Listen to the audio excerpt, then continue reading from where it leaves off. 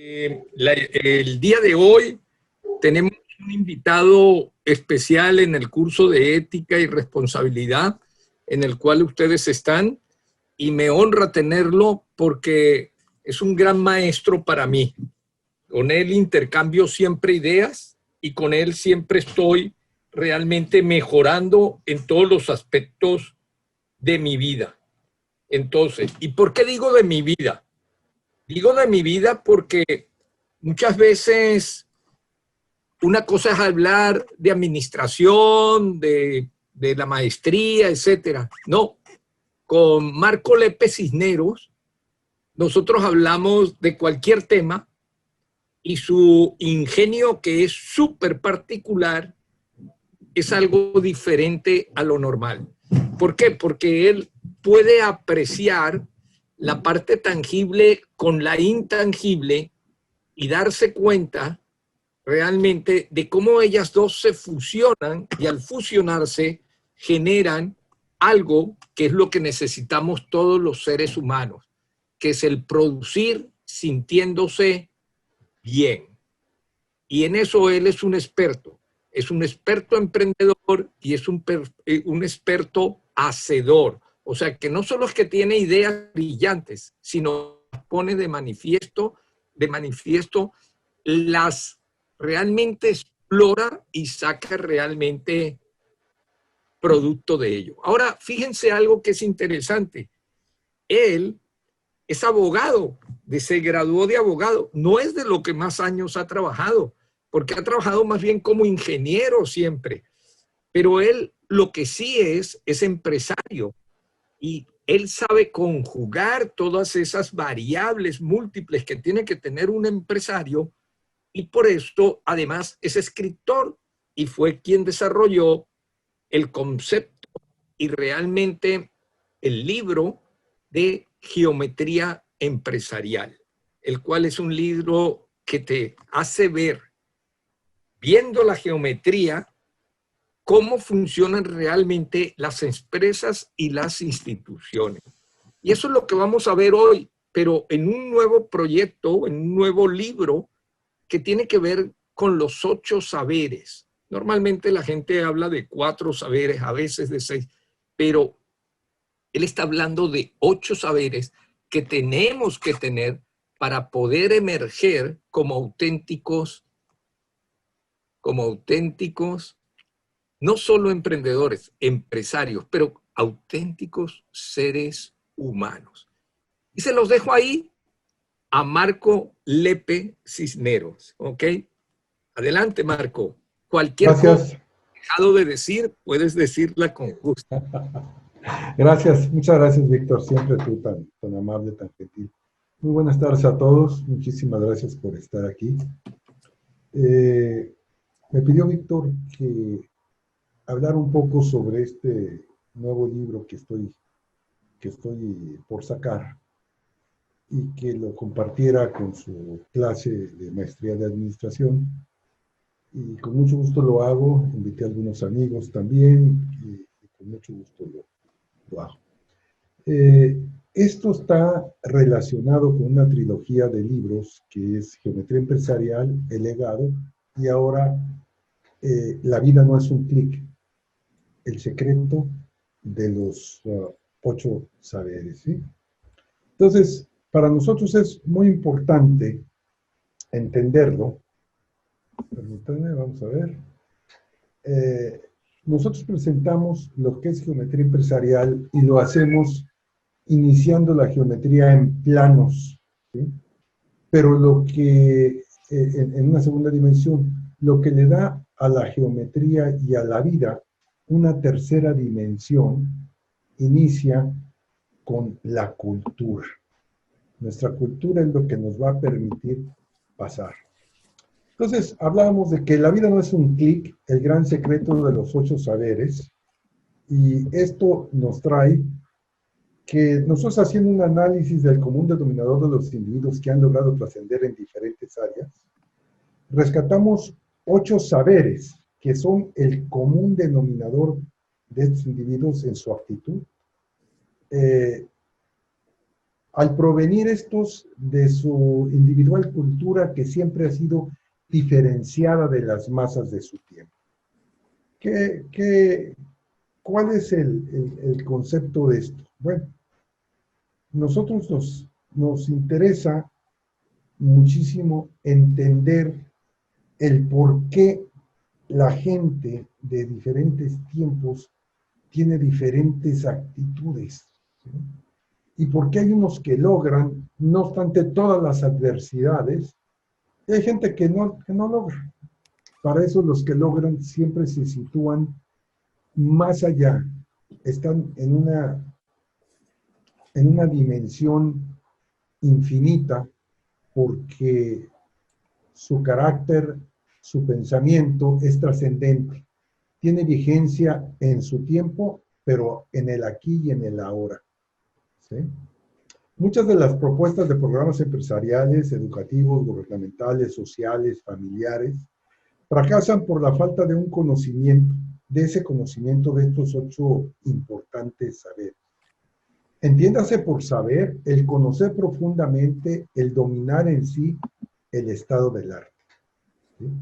Los 8 saberes o conocimientos de prosperidad de estos trascendentes son, los voy a decir en español y luego los voy a decir en inglés, debido a que la acepción en inglés tiene una mayor profundidad, ¿sí? Cuando nosotros hablamos del know-how de una empresa o del know-how de un estado del arte, de un conocimiento, vamos a decir, el know-how de la industria automotriz es amplísimo, ¿sí? Pero es el conocimiento completo, el conocimiento desde el más mínimo detalle hasta toda la historia, toda la tecnología, todo como se encuentra el estado del arte de la industria automotriz.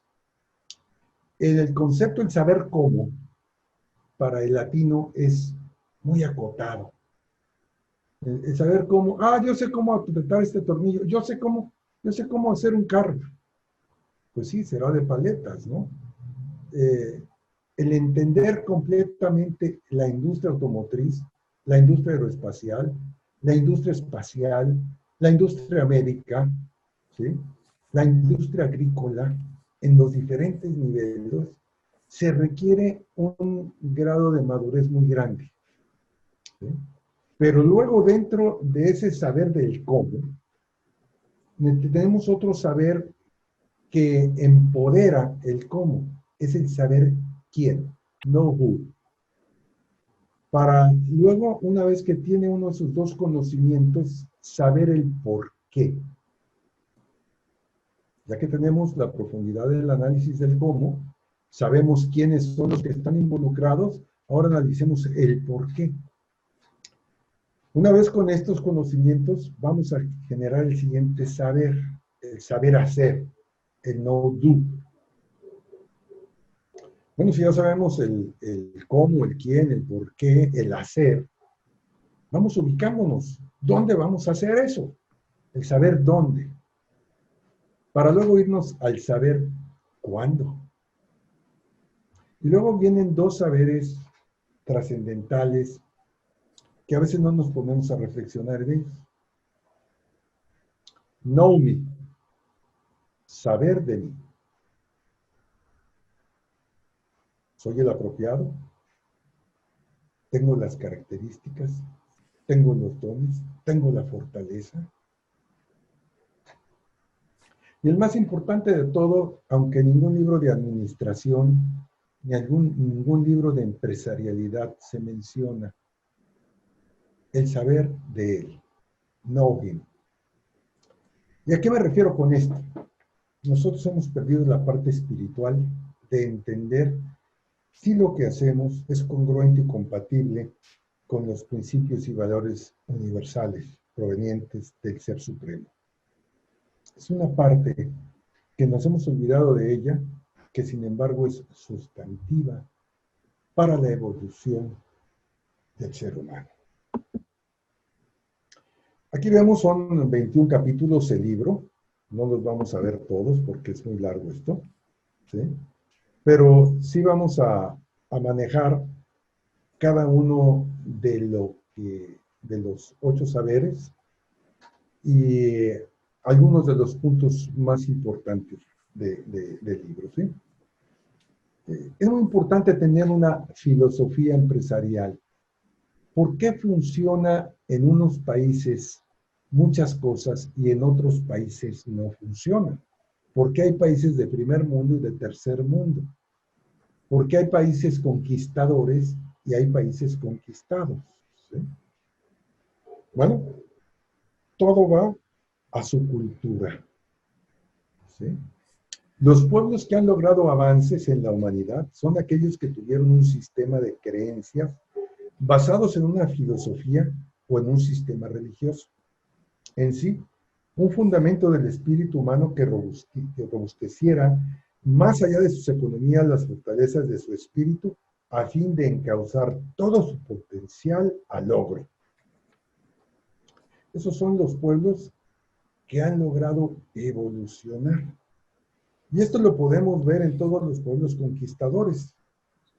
¿Sí? Más allá del botín, una razón de ser que conjugaba los elementos para estar y hacer en ese aquí y en ese ahora de esos tiempos.